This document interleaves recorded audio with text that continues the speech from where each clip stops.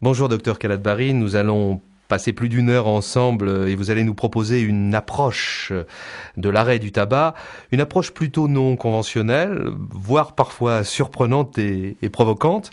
Alors avant d'aller plus avant, est-ce que vous pouvez vous présenter ? Bonjour, Emmanuel Kalatbari, je suis médecin.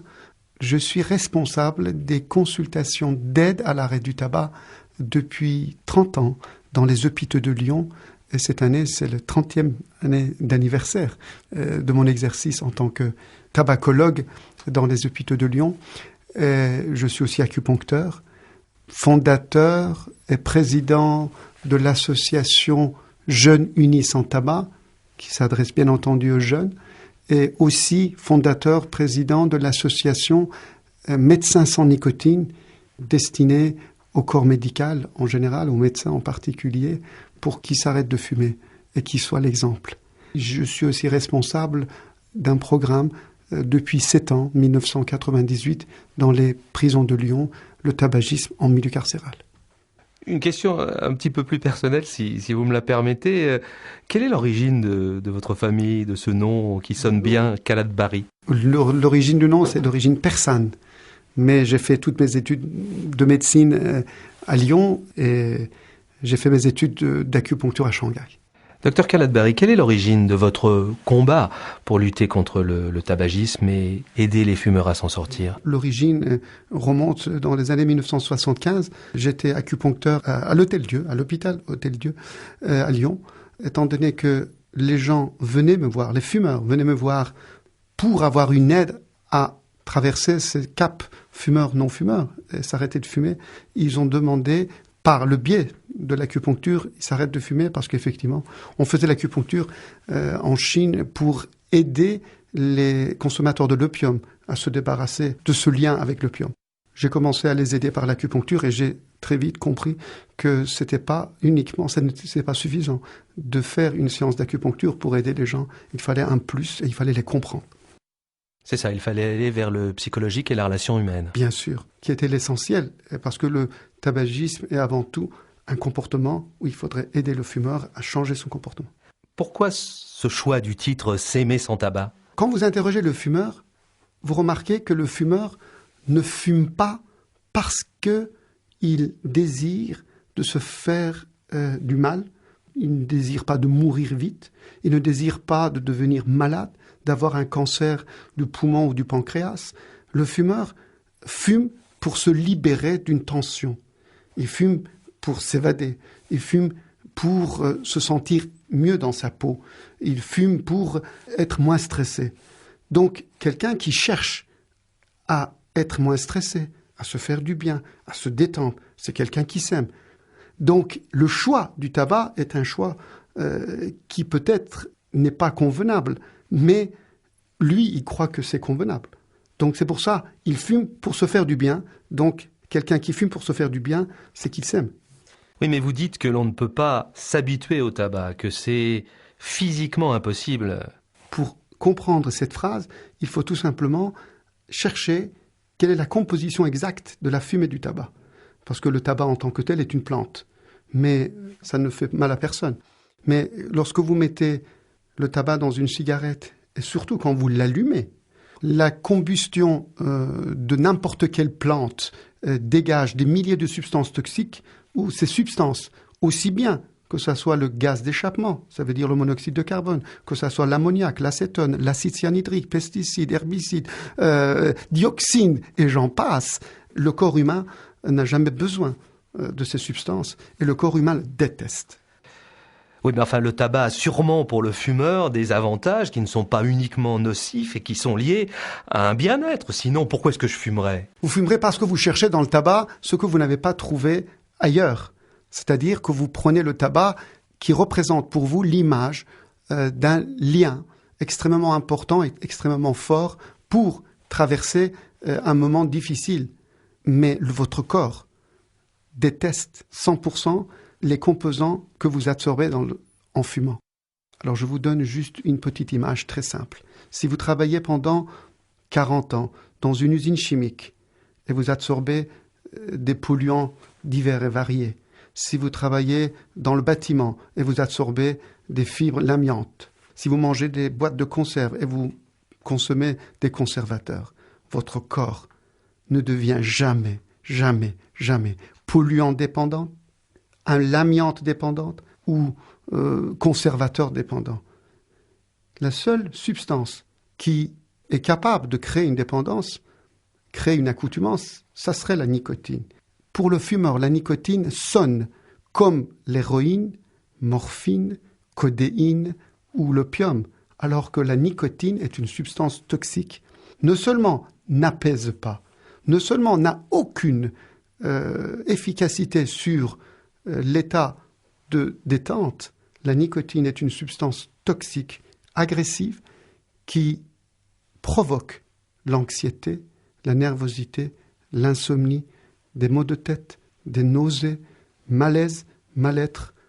Ce produit, cette substance qui est anxiogène, ne peut jamais, jamais, jamais provoquer aucune sensation de bien-être chez aucun être humain, ni l'animal. Le corps ne s'habitue jamais à ces substances toxiques.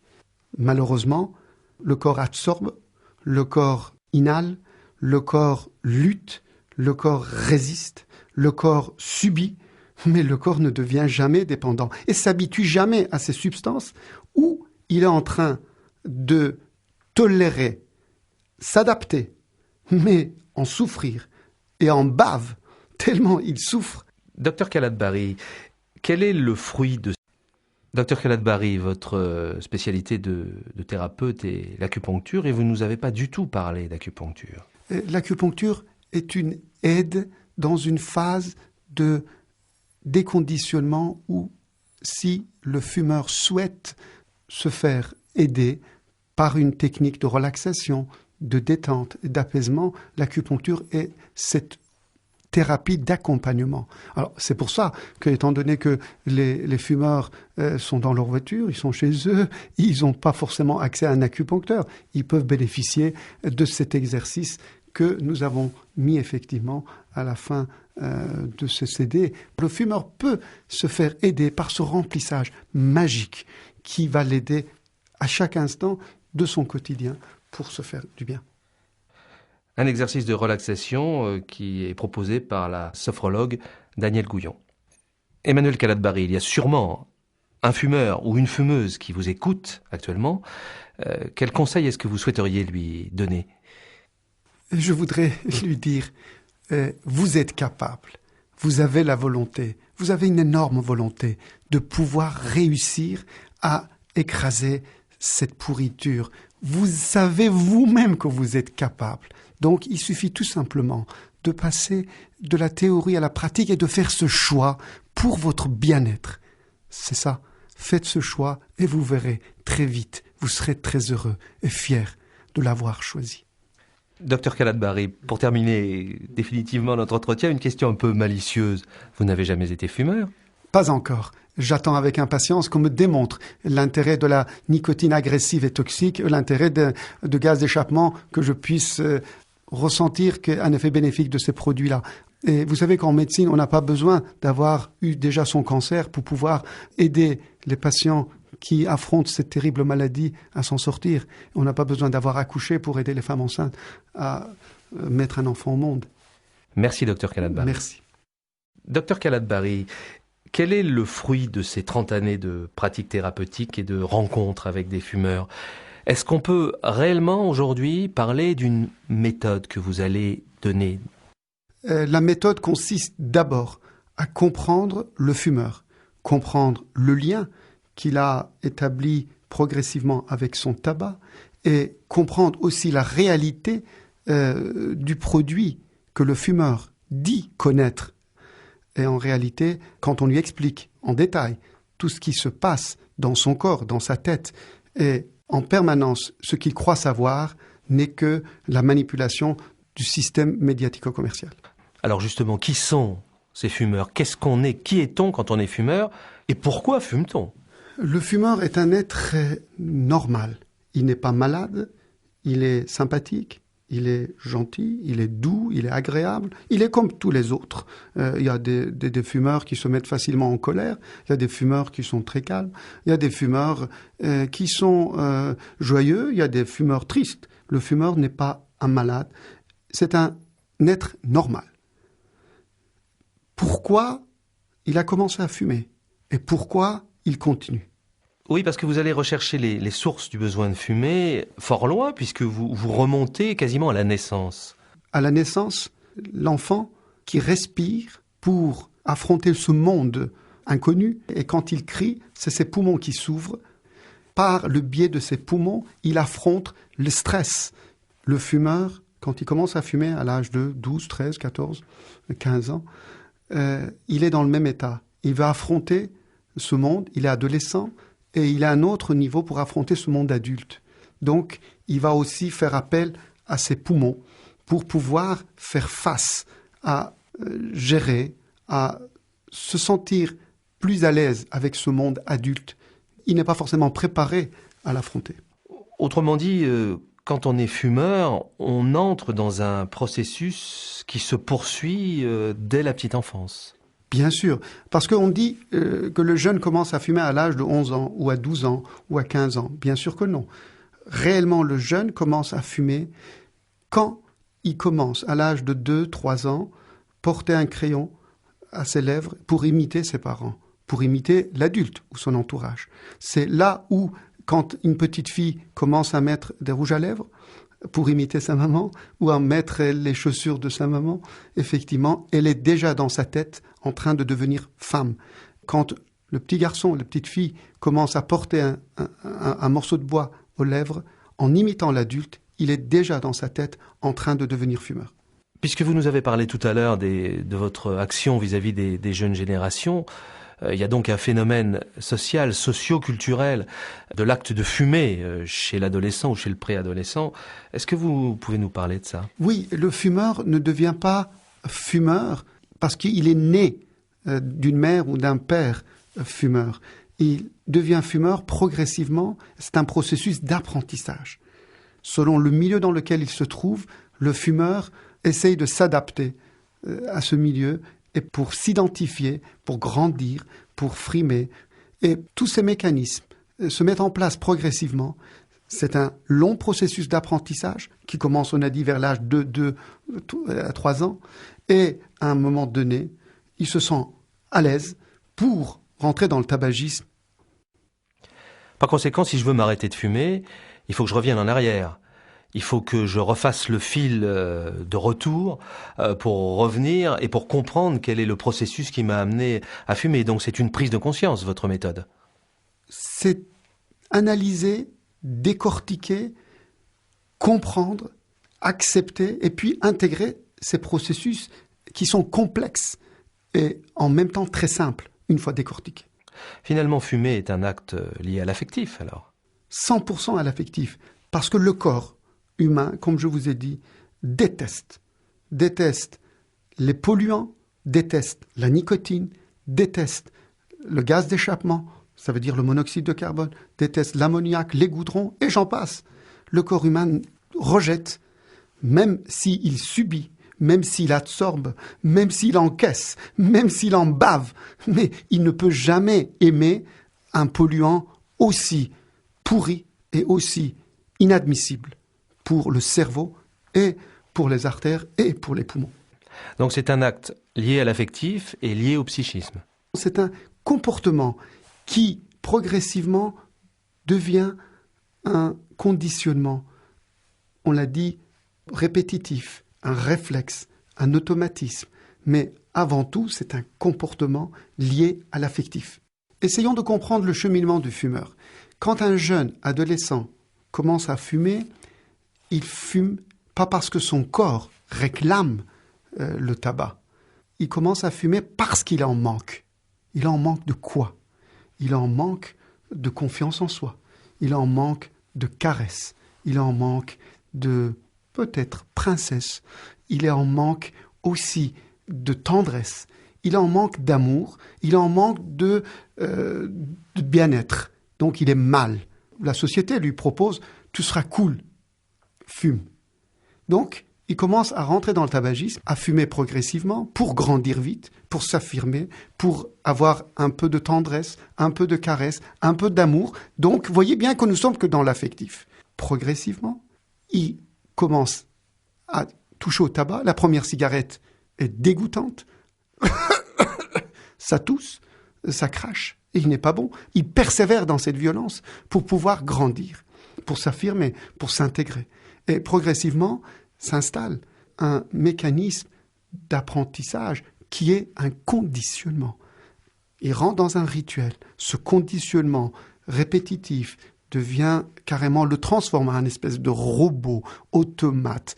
Et lui, dans sa tête, il continue à fumer pour se faire plaisir, pour ne pas être en manque.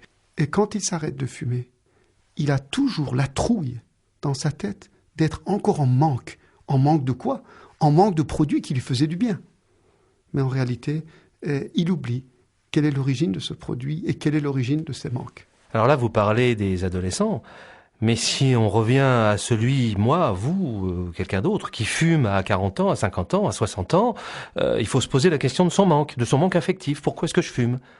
Oui, mais le fumeur, quand il est devenu progressivement un robot automate et conditionné, il oublie l'origine de son commencement. Il oublie parce qu'il est inconditionné, il est dans un rituel tellement intense et fort et qui croit effectivement que son corps va réclamer. Souvent les fumeurs vous disent ça fait 30 ans que je fume, mon corps réclame le tabac. Attendez, réclame quoi? Réclame pas le gaz d'échappement, réclame pas l'ammoniac, l'acétone, l'acide cyanhydrique, il réclame la nicotine. Alors, qu'est-ce que la nicotine? Demandez à un fumeur, qu'est-ce que la nicotine? Je ne sais pas. Il va répondre, je ne sais pas, c'est la drogue qui me fait du bien. Alors, monsieur, quels sont les effets de la nicotine sur le corps humain, sur le cerveau humain? Et qu'est-ce que la nicotine vous apporte?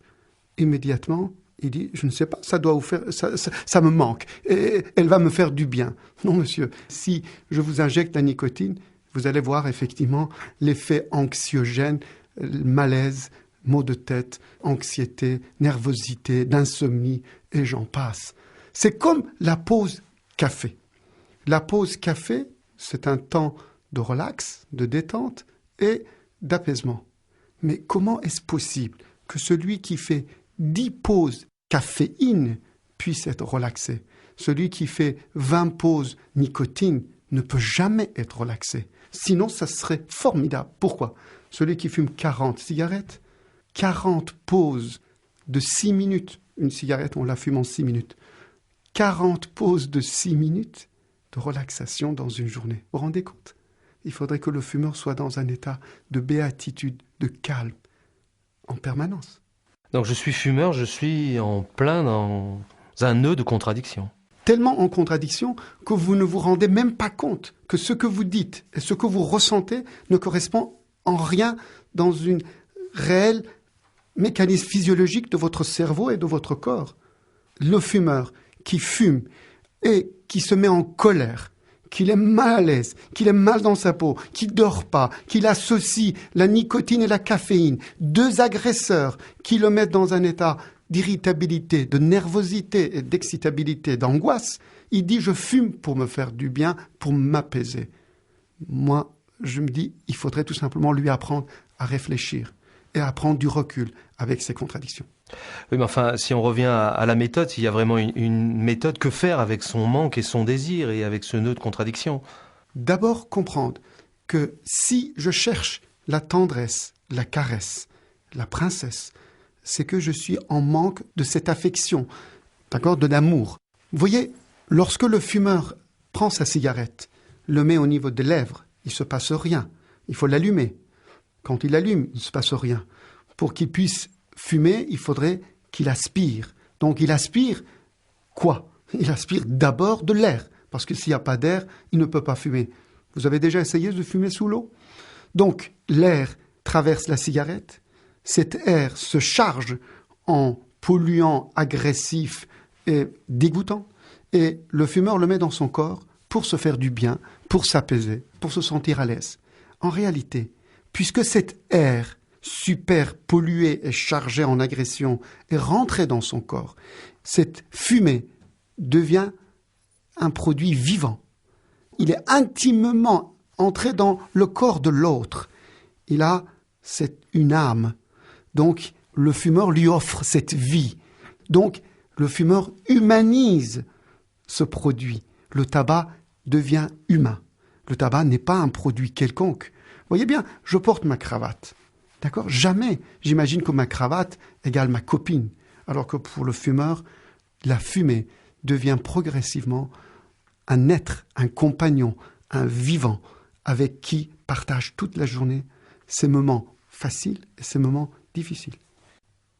Donc, vous voyez que le fumeur, progressivement, il a tellement humanisé cette fumée que cet ami, cette copine, cette maîtresse, c'est la maîtresse la plus merveilleuse du monde. Pourquoi ? Parce que c'est la maîtresse qui ne râle pas, qui ne rouspète pas, qui n'embête personne. Elle est toujours présente. Elle ne critique jamais le fumeur. Elle dit oui, elle est toujours d'accord et elle se tait quand on lui dit tais-toi. Et elle est toujours présente quand on la demande. N'est-ce pas ? C'est merveilleux d'avoir une copine pareille. Alors justement, docteur, comment faire pour se séparer d'une bonne maîtresse, d'une bonne compagne, d'un bon compagnon, parce qu'on peut prendre conscience. D'accord, j'accepte, je prends conscience des méfaits du tabac, mais c'est pas suffisant, faut passer à l'acte derrière. Tout à fait. L'originalité de cette relation affective qui est vraiment originale. Pourquoi ? Parce que cette relation magique que le fumeur a créée avec sa préférée, sa fumée, lui colle tellement, c'est comme si c'était sa deuxième peau. D'ailleurs, le fumeur vous dit, c'est une partie de moi. Vous vous rendez compte que je dois me séparer d'une partie de moi-même. Ça veut dire qu'elle se sent encore beaucoup plus liée à cette fumée que n'importe quelle autre copine ou amie.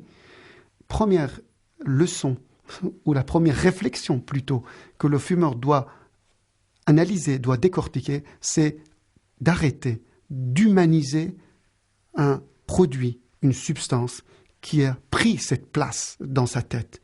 Ça veut dire qu'il faut qu'il accepte, qu'il arrête de continuer à croire que le tabac, c'est son compagnon vivant, c'est son ami avec qui il a partagé tant d'années. C'était que dans son imagination et dans ses croyances. Alors, c'est vrai, c'est très difficile de se séparer de son meilleur ami.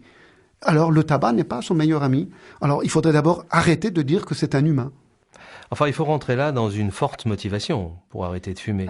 Le mot motivation ne convient plus aujourd'hui. Parce que le fumeur, le matin, il est motivé pour ne pas fumer. Le soir, avec ses copains, dans une soirée, il est motivé pour en allumer une. Donc, vous voyez bien que la motivation est un mot qui est sujet à l'évolution plusieurs fois dans la même journée. En réalité, c'est le temps de réflexion pour devenir mûr. Ça veut dire que c'est un temps de maturation et non pas une motivation. Parce qu'effectivement, les fumeurs qui s'arrêtent 2 jours, 3 jours, qui reprennent et qui repartent, on en connaît plein. Alors on fait comment ? On apprend à décortiquer, on apprend à se poser des questions. Les fumeurs n'aiment pas se poser des questions parce qu'ils croient tout savoir. Ils disent « je sais tout, docteur, vous m'apprenez rien, que le tabac est mauvais et ça donne du cancer ». Et qu'est-ce que vous voulez que je fasse ? Je suis dépendant, je suis drogué, je suis complètement pris, d'accord, dans mon accoutumance. Et comment voulez-vous que je m'en débarrasse ? J'en ai besoin. Alors, le système est simple. Vous expliquez aux fumeurs que, voyez bien, je suis devant vous avec mes lunettes et avec ma cravate. Et quand vous me demandez pourquoi vous portez vos lunettes et pourquoi vous portez vos cravates, je vous réponds, j'ai besoin de mes lunettes et j'ai besoin de ma cravate. Vous comprenez bien que ce n'est pas de la même chose. J'ai besoin de mes lunettes, oui, bien sûr, mais que ma cravate n'est là que pour paraître. Et non pas parce que j'en ai besoin. Mais je me sens mal à l'aise si je n'ai pas ma cravate, parce que je suis dans ce conditionnement avec ma cravate, et non pas dans le besoin. Le fumeur confond le besoin et le paraître, l'affectif et le produit. Donc il est tellement dans l'affectif qu'il oublie carrément qu'il a besoin de prendre du recul nécessaire pour distinguer ces 2 choses. Oui, finalement, docteur, vous êtes en train de me dire que si je m'arrête de fumer, je ne peux pas négocier avec le tabac. Ce n'est pas possible. Est-ce que vous arrivez à négocier avec un aliment pourri ? Est-ce que vous dites dans mon frigo j'ai un aliment pourri? Est-ce que je vais voir? Est-ce que je vais en manger 20% de cet aliment pourri ou 10%? Une pourriture n'est pas négociable. Vous avez des chaussettes pourries, usées, déchirées, qui puent? C'est clair, n'est-ce pas? Qu'est-ce que vous faites avec la dépendance? Parce qu'on a sur le marché maintenant un certain nombre de produits que je ne vais pas citer, mais qui, paraît-il, peuvent vous aider à l'indépendance. Si le fumeur est réellement dépendant d'un produit, ça se saurait. Le fumeur n'est jamais dépendant d'aucune substance. Qui sont ces substances polluantes dans le tabac? Il n'y a pas de dépendance physique, chimique. Dès que vous prononcez le mot dépendance, le fumeur croit qu'effectivement son corps en a besoin. Alors qu'il s'agit d'un lien affectif, sentimental, il n'y a pas de dépendance physique, chimique, biologique à une substance qui est pourriture du système commercial. Vous avez sur le marché l'industrie de la nicotine qui met ses produits très lucratifs pour, soi-disant, aider le fumeur. Selon les études américaines, ces produits ont 93% d'échecs, c'est-à-dire 7% de réussite. C'est ridicule, tellement ridicule qu'on se demande comment est-ce possible de faire la publicité encore aujourd'hui pour des produits pareils, en plus que ce sont des produits toxiques qui n'apportent aucun apaisement aux fumeurs. Ce sont des placebos. Pire que des placebos, parce que des placebos sont des produits non nocifs. La nicotine est un produit toxique et agressif et anxiogène. Et pourtant, quand on essaye ou quand on s'arrête de fumer, il y a des conséquences physiques, physiologiques, des tremblements, des frissons, de la mauvaise humeur. C'est tangible, ça, quand même. Bien sûr, ce sont des réactions physiologiques normales de l'absence de l'autre. Quand vous attendez votre enfant qui est en retard, qui n'arrive pas, qui devait rentrer à telle heure et qui n'est pas encore là, mais vous êtes dans un état pareil, vous tournez en rond, vous dormez pas, vous êtes mal à l'aise, vous avez toute cette réaction physiologique de l'absence de l'autre, et non pas que votre corps chimiquement réclame. Alors, imaginons qu'un fumeur, d'accord, qui ait toutes ces réactions-là, on va lui injecter une dose de nicotine forte. Et on va voir si ces réactions d'insomnie, de malaise et de manque, entre guillemets, va disparaître. Alors, on va lui donner un gaz d'échappement de sa voiture directement avec un masque. On va voir si on lui donne des boulettes de goudron, il va être bien. Alors, voyez, si je me ronge les ongles, je suis dans un état de conditionnement. Je suis devenu un robot automate pour me ronger les ongles. Et vous n'allez pas me dire que je suis devenu, au bout de quelques années, saleté sous l'ongle dépendante, quand même. Vous n'allez pas me dire que je suis devenu kératine dépendante. Et alors, pour me débarrasser de ce réflexe automate, il faudrait que je me colle des patchs à la kératine. Docteur Khaled-Bari, pourquoi est-ce que les fumeurs ont, on va dire, la trouille de s'arrêter? Oui, la trouille de s'arrêter de fumer pour le fumeur, c'est l'obstacle majeur de passage à l'action. De quoi le fumeur a peur pour passer de la théorie à la pratique? En résumé de cinq choses, je vais vous les résumer rapidement. Il a peur d'abord de ne pas réussir. Parce qu'il dit, effectivement, j'ai vu un tel qui a arrêté, il a repris, et puis moi-même j'ai essayé N fois et j'ai repris. Donc la trouille de ne pas réussir, donc c'est pas la peine, je n'arriverai jamais, je n'ai pas de volonté, et je n'ai qu'à continuer, on verra bien plus tard. Alors que le fumeur, il sait, nous le savons aussi, les statistiques nous prouvent, les tentatives multiples l'aident à gagner et à s'arrêter définitivement.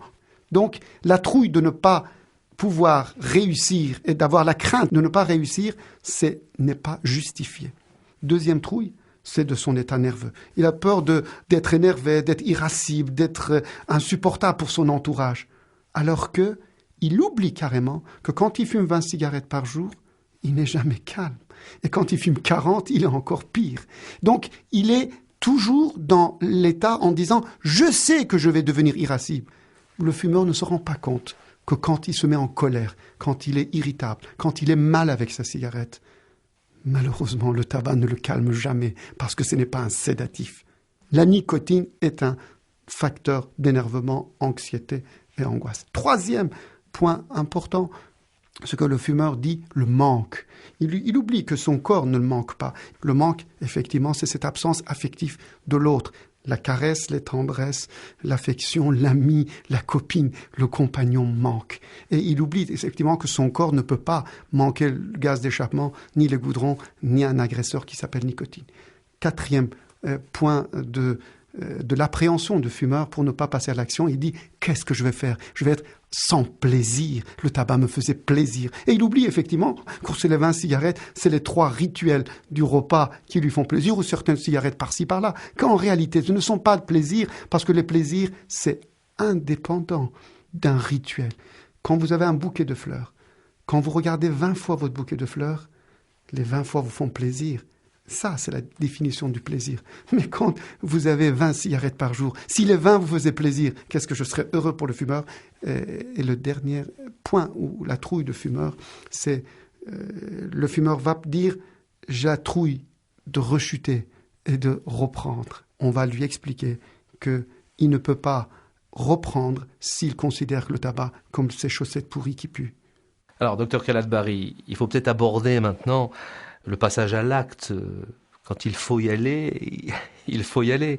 Vous avez abordé les domaines de la prise de conscience, de la compréhension, mais on est encore là dans les idées, dans les mots. Pour aller plus avant, il va falloir passer à l'acte. Alors, pour s'arrêter, il y a un facteur important qu'on a évoqué tout à l'heure dans les mots clés, la volonté.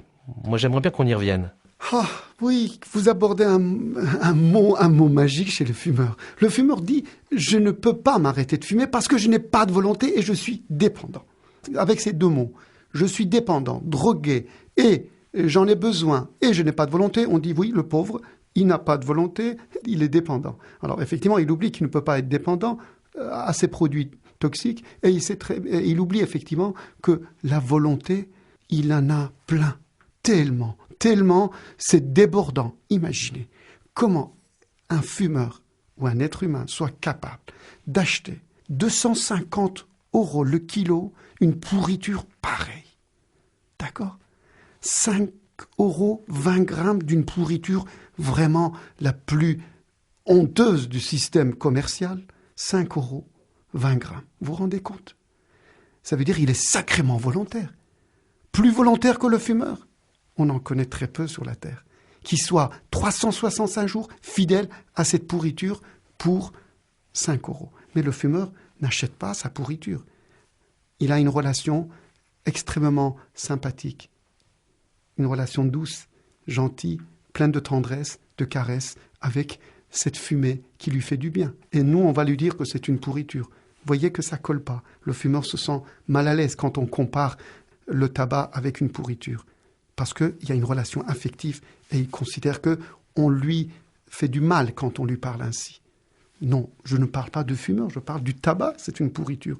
Mais le fumeur, il est merveilleux parce qu'il est capable et il a une volonté farouche de faire aussi s'investir à son bien-être, ça veut dire de s'aimer, tout simplement, au lieu d'aimer le business du système.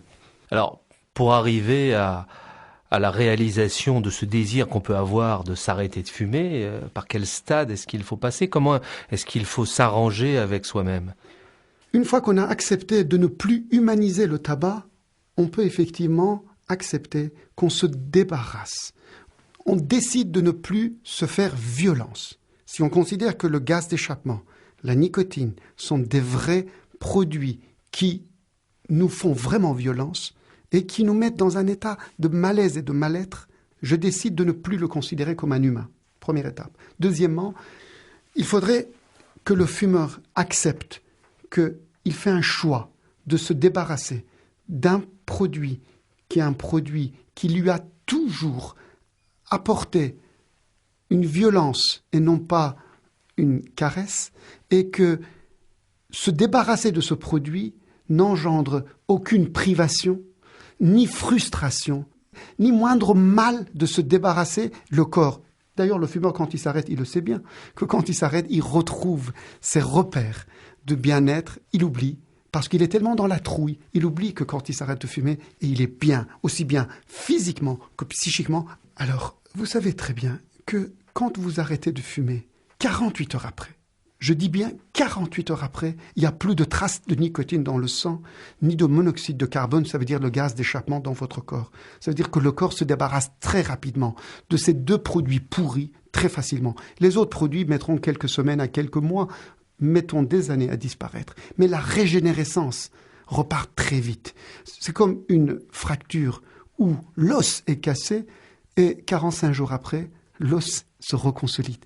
Il y a une capacité extraordinaire de l'être humain à récupérer, à repartir. Docteur Khaled-Barry, sur toutes ces peurs, il y a aussi un frein essentiel qui est la peur de la prise de poids. Parmi la trouille qui empêche le fumeur de passer à l'action, c'est la prise de poids.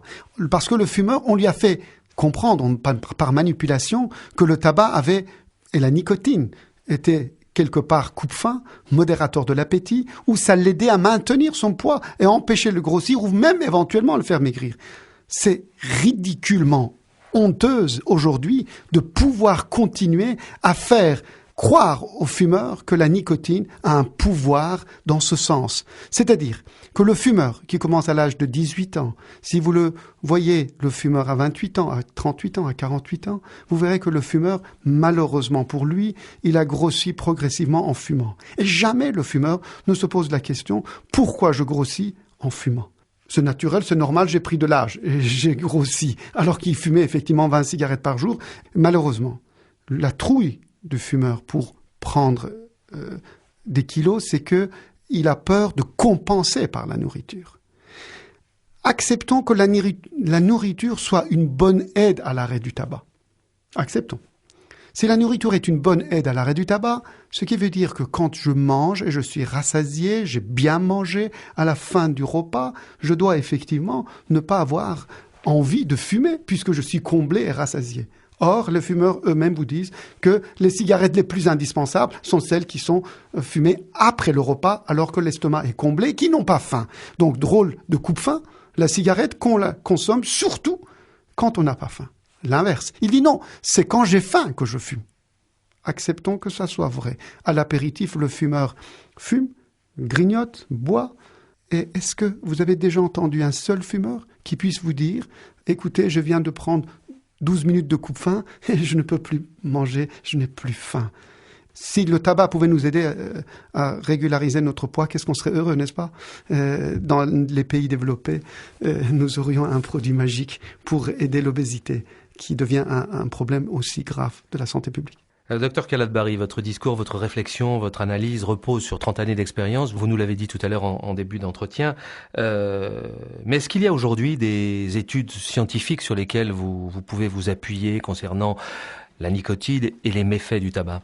Mais heureusement, Dieu merci que j'ai le soutien des écrits et des recherches qui montrent aujourd'hui que les 30 années d'expérience ou le fruit du quotidien, du contact avec le fumeur, 365 jours par an, pendant 30 ans, c'est que les fumeurs m'ont appris énormément de choses. C'est grâce à eux où je peux leur expliquer la même chose qu'ils m'ont apporté. Alors pour en revenir au passage à l'acte, il faut donc se prendre en charge, se préparer, se faire accompagner. Vous faites un parallèle, il me semble, entre le divorce ou le deuil. Le fumeur vous parle, quand j'arrête de fumer, je vais être très triste, je vais déprimer, je vais être mal dans ma peau, et je vais effectivement me sentir pas à l'aise. Il parle effectivement d'un deuil. Mais on ne peut pas dire, docteur, je viens de me débarrasser de mon piercing, ou de ma cravate, ou de mes chaussettes pourries qui puent, et, docteur, je suis en deuil. Voyez bien que c'est l'affectif, cette relation affective avec le tabac, qui engendre ces mots. En réalité, le fumeur n'est pas en deuil, il ne se sépare pas du tabac, il se débarrasse d'un produit qui était la source de la violence quotidienne pour ses neurones et pour son corps. Le fumeur se sent privé alors qu'il est en train de se débarrasser d'une violence. Alors pourquoi il continue? C'est là le jeu de l'amour, de l'affectif, de l'émotionnel. Je me châtie, je me châtie, mais en réalité, je me fais violence en continuant d'aimer l'autre. Alors, vous pouvez très bien vite faire la ressemblance dans la société en faisant effectivement que certaines personnes peuvent se faire du mal, tout en restant sous le toit avec l'autre. Alors, est-ce qu'il faut s'arrêter brutalement ou de façon progressive? Est-ce que vous vous débarrassez de vos chaussettes pourries qui puent progressivement ou d'un seul coup? Est-ce que vous vous débarrassez d'un aliment pourri et 100% pourri d'un seul coup ou progressivement? Vous voyez, négocier avec le tabac veut dire tout simplement qu'on considère le tabac encore comme un produit utile, encore comme un produit gentil et un produit sympathique. Et quand le fumeur dit « je vais diminuer progressivement », ça veut dire « je suis en négociation avec ma copine ». C'est-à-dire qu'on est dans l'affectif, on n'est pas dans cette relation de violence. Ceci dit, docteur Calatbari, il faut s'arrêter seul ou on a besoin d'un accompagnement médical avec un médecin ou un accompagnement peut-être de l'un de ses proches? Tout va dépendre de qui. Vous savez que, Dieu merci, tous les jours, des milliers de personnes s'arrêtent de fumer tout seuls. Le déclic se fait et il n'y a absolument aucun trouble.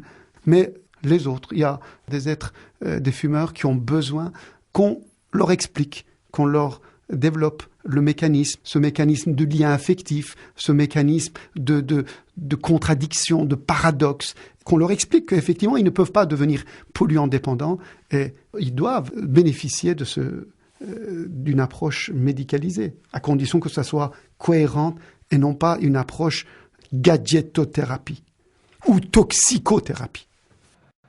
Docteur Calatbari, vous avez dans votre processus, plutôt peut-être que de méthode pour s'arrêter de fumer, vous avez 10 conseils, 10 lois pour réussir. On peut peut-être les aborder. Bien sûr, avec plaisir. Alors, on va prendre quelques minutes pour les développer si vous voulez bien. D'abord, il faut que le fumeur, une fois qu'il a bien décidé, une fois qu'il a bien choisi, c'est un choix. Alors, on a dit qu'il n'y avait pas de volonté. La volonté, il l'avait, puisqu'il, tous les jours, il achète son produit. Donc, il a la volonté. Mais il fait un choix. Alors, aujourd'hui, est-ce que je vais mettre ma cravate ou je ne vais pas mettre ma cravate? Ou est-ce que je vais aujourd'hui choisir de me faire violence ou je préfère de ne pas me faire violence? Est-ce que je préfère de m'aimer sans ou je vais continuer à m'aimer avec violence? Alors, vous voyez, c'est pour ça qu'on peut s'aimer sans tabac. On peut continuer à s'intéresser à son corps sans cette pourriture de violence, de gaz d'échappement et de goudron et de nicotine agressive. C'est la loi du tout ou rien.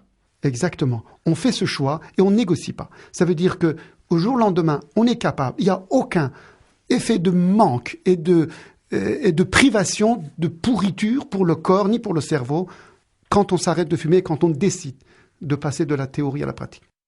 Alors après, il y a la loi que vous appelez de relaxation liée à un mode de vie à adopter. Tout à fait. C'est-à-dire que, vous le savez, et le fumeur le sait encore mieux que nous, que en permanence, il a dans cette relation un certain nombre de rituels associatifs, une association entre les autres excitants pour se faire du bien. Il fait pause caféine, pause nicotine, pause alcool pour se détendre. C'est extraordinaire qu'on puisse, café-clope, puisse effectivement l'aider à être détendu. Et le soir, il prend effectivement des tranquillisants, des somnifères et des antidépresseurs. Vous le savez, j'ouvre une parenthèse, que les fumeurs sont ceux qui consomment le plus de tranquillisants, plus de somnifères et plus d'antidépresseurs. Pourquoi? Parce que toute la journée, ils sont consommateurs de la nicotine qui ne détend jamais, qui n'apaise pas, qui agresse et qui est anxiogène. Donc, quand vous décidez de vous arrêter de fumer, il faut arrêter en même temps tout produit qui était source de ce lien répétitif et de cette association de rituels associatifs. C'est-à-dire pas de caféine, pas d'alcool, pendant un laps de temps de transition, de passage de fumeur à un non-fumeur. Alors, qu'est-ce qu'ils peuvent prendre? Le choix des produits écologiques, naturels. Il y en a beaucoup sur le marché, de la chicorée pure, des infusions, orange pressé, citron pressé, du lait, et j'en passe. Pour les rayons des magasins, il y en a pas mal. Là, on est dans le mode de vie, mais vous parlez de relaxation, ce qui veut dire que l'on peut aussi pratiquer ou être aidé dans la pratique de méthodes de relaxation. Oui, vous avez un exemple de cette relaxation à la fin du CD, mais je voudrais tout simplement expliquer. Le fumeur, pendant des années, avait cette relation intime entre lui-même qui décidait et son corps. Donc, il comblait son corps au niveau de ses poumons, il comblait son corps au niveau de le réseau vasculaire et au niveau du réseau digestif. Donc, parce que tout son corps était imbibé, imprégné de cette pourriture.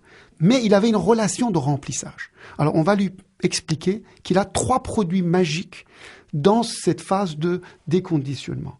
Le premier produit magique va s'adresser à son système pulmonaire. Le deuxième produit magique va s'adresser au système vasculaire. Et troisième produit magique à son système digestif. C'est-à-dire, il va avoir 3 produits par lesquels il va combler son corps. Il va aider son corps à éliminer, à nettoyer, à vidanger ces produits qui ont été bien imprégnés. Et ces mêmes 3 produits vont l'aider à repartir, c'est-à-dire à réparer son corps. Le premier produit s'appelle air. Je vous ai dit tout à l'heure que le fumeur était consommateur d'air 20 fois par jour et 10 bouffées par sa cigarette. Une cigarette égale 6 minutes, moyenne statistique, et environ 10 bouffées. Donc le fumeur fume 10 bouffées d'air super pollué, super agressif. Maintenant qu'il jette son paquet, il va continuer à remplir, à communiquer, à combler son corps, essentiellement son poumon et ses neurones, par le même produit qui s'appelle air. La différence, c'est que cet air doit être réchauffé, parce que sa cigarette était allumée. Donc, comment il peut réchauffer cet air? Par les narines. Les narines, vous savez qu'il y a des poils qui filtrent, et il y a un réseau capillaire, 37 degrés, qui vont lui permettre de réchauffer cet air. Donc l'air va traverser les narines, remplir ses poumons très très lentement, prendre quelques secondes pour combler ses poumons et rejeter très lentement par la bouche. Ces mouvements doivent être très lents, amples et 10 bouffées d'affilée. Comme il faisait ces 10 bouffées, mais sur 6 minutes. Alors l'air comble ses poumons, l'air lui permet d'éliminer, nettoyer, et l'air répare. Répare quoi? Ça apporte l'oxygène à tous ces tissus et surtout aux neurones qui détestent la nicotine. Et l'air qui déteste aussi le monoxyde de carbone, le gaz d'échappement. L'air comble ses poumons. L'air permet d'apporter son bien-être au cerveau et en même temps, instantanément, ça apporte une sensation de bien-être. Alors, à condition de ne pas faire avec du bruit ni en faisant des mouvements je dirais très rapide, parce qu'on ne fume jamais. Donc il n'y a aucune raison de respirer de cette façon-là. C'est ce que vous appelez la loi du drainage, apprendre à respirer, prendre quelques minutes de son temps quotidiennement pour se placer dans une position de relaxation et de respiration. Il peut le faire à chaque feu rouge. Il peut le faire, d'accord, avant d'aller au lit dans la journée. Les 10 bouffées d'air chaque heure vont être la compensation de ce remplissage, 10 bouffées chaque heure de sa journée. Donc, il n'a rien à faire d'autre que de continuer à s'occuper de son corps avec le même produit qui était l'air, qui était son produit de base, mais l'air non super pollué. Le deuxième produit qui va aider le fumeur à se débarrasser de ces toxines et à combler son corps, ça s'appelle l'eau. L'eau va devenir un produit qui aide le remplissage, qui aide l'élimination, le nettoyage, le vidange, et qui aide à réparer les tissus qui ont été malmenés. Donc l'eau a une fonction anti-inflammatoire. 10 gorgées d'eau chaque heure, équivalent de ces 10 bouffées d'air chaque heure, parce que le fumeur avait des repères toute la journée d'une façon régulière à se combler, à se remplir. On va lui expliquer qu'il faudrait qu'il continue à se remplir avec 10 gorgées d'eau et 10 bouffées d'air. Voilà les 2 produits. Troisième produit qui va aussi aller dans le même sens de remplissage et d'élimination et de réparation, c'est les fibres. Les fibres, ce sont les légumes, les crudités et les fruits. Quelle est leur fonction? Ces produits, ça remplit les fumeurs. Les fruits, légumes, crudités aident à faciliter, à accélérer l'élimination de ces toxines. Et les fruits, légumes et crudités, les fibres apportent des oligoéléments, des vitamines, des antioxydants et des minéraux qui sont des réparateurs des tissus qui ont été malmenés. Alors vous nous dites de manger des fibres, mais qu'en est-il des sucres et des graisses? Si j'insiste sur les fibres, parce que les fibres ont un pouvoir d'élimination, de réparation et de remplissage, alors que les graisses et les sucres n'aident pas ces produits toxiques à s'éliminer rapidement. Et au contraire, les graisses et les sucres retiennent les toxines. Donc il est préférable de manger des fibres que des graisses et du sucre. On est donc là dans la loi de la purification à travers un mode d'alimentation raisonné. Les 3 produits de remplissage, air, eau et fibres, ce sont les 3 produits essentiels où le fumeur doit l'adopter, ces produits, comme des caresses pour son corps et comme remplissage et en même temps l'élimination, mais aussi la réparation. Et il ne faut pas qu'il oublie que chaque bouffée d'air, chaque 10 bouffées d'air égale une sensation de remplissage, de bien-être qu'il cherchait réellement, qu'il n'obtenait pas, alors que cette fois-ci, il va l'obtenir. Donc la loi de purification, nous sommes là dans un mode d'alimentation adapté et à surveiller. Ensuite, vous abordez la loi de l'évolution. Mais qu'est-ce que cela veut dire? Cela veut dire tout simplement que le fumeur, quand il a choisi, quand il a décidé de changer de comportement, il change vraiment de statut. Il n'est plus ex-fumeur, ancien tabagique, il est non-fumeur. Et comme un non-fumeur, il doit tout simplement répondre face à celui qui lui offre une cigarette, tout simplement « non merci, je ne fume pas » et non pas « je ne fume plus ». Pourquoi? Parce que si je vous demande « Monsieur, qui êtes-vous » vous ne me répondez pas « Je suis ex-bébé, ex-adolescent, ex-petit garçon ». Et quand je vous demande « Comment allez-vous » vous ne me répondez pas « Je suis ex-enrhumé ». Alors, c'est pareil pour le fumeur.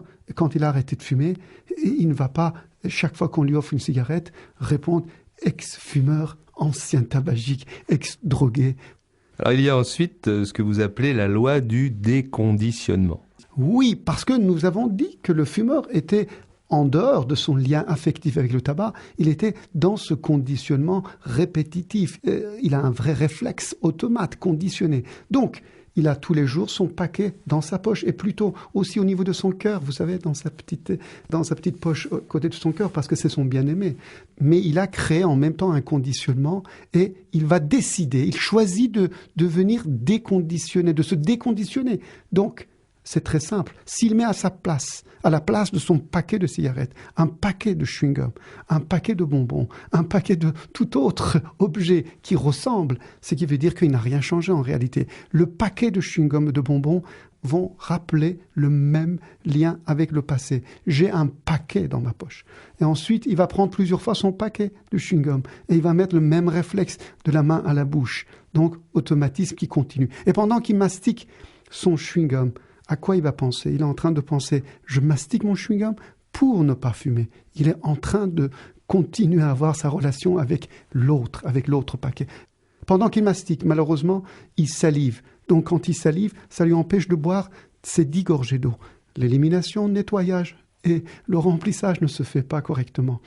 Et en même temps, non seulement il salive, en mastiquant, c'est qu'il est en train d'avaler d'air. En mastiquant son chewing-gum, il avale de l'air. Et cet air ne va pas dans ses poumons. Malheureusement, ça va dans son estomac et dans son intestin. Et ça donne de l'aérophagie, du ballonnement, de brûlure à l'estomac et de la constipation. Et il dit souvent, quand j'arrête de fumer, je vais être constipé, je vais être ballonné, je vais être mal au ventre, tout simplement parce qu'il est en train d'avaler de l'air sans se rendre compte. Et pendant tout ce temps qu'il ballonne, qu'il est constipé, qu'est-ce qui deviennent ses poumons? Ses poumons, il n'a pas pensez à les remplir. Donc ses poumons, l'autre côté du diaphragme, son creux, ne sont pas comblés et il est toujours en demande.